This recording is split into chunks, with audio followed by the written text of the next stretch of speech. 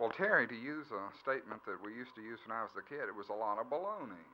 There just wasn't any truth to any of the things that Delegate DEBRUHL said, and I'm just at a loss to figure out why this book salesman from Martinsville would make such statements that were so completely inaccurate. I got a copy of the Professional Teaching Practices Act right here in front of me, and there's not one thing in here that says that teachers have to belong to the VEA or their local association. There's not one thing in here that says that the State Board of Education is turning this very important function of theirs over to the VEA.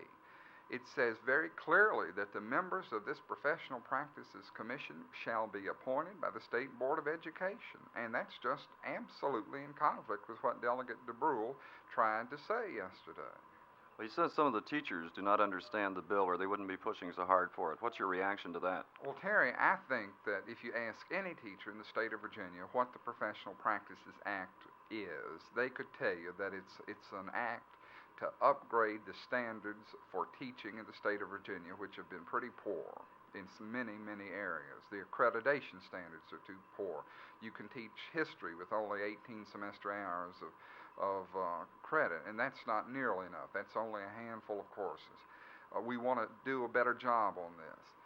I think any teacher could tell you that. Now, if you ask a teacher to tell you what Section 14A of this bill was, I think they might have a little trouble. It's highly legalistic in nature out of the very reason for the bill. It must be, and we're teachers, we're not lawyers. So I think that would answer Mr. DEBRUHL's statement about teachers not knowing what the bill was. They certainly can't give a legalistic interpretation of it, but they know what the purpose of the bill is.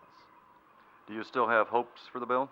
Yes, indeed. I was in a conference this morning with our people in Richmond, and I understand that they are still talking with the House Education Committee and that there is still an excellent chance this bill will be voted out by the committee. And if it is voted out by the committee, I think there's an excellent chance it will be passed by the House. All of the delegates and our senator from here in Roanoke, Senator Hopkins, and Delegate Anderson and Delegate Garland have all given their support to the bill, and I think that it will pass. This is something we need so badly in Virginia to upgrade the quality of education, make it more uniform over the entire state.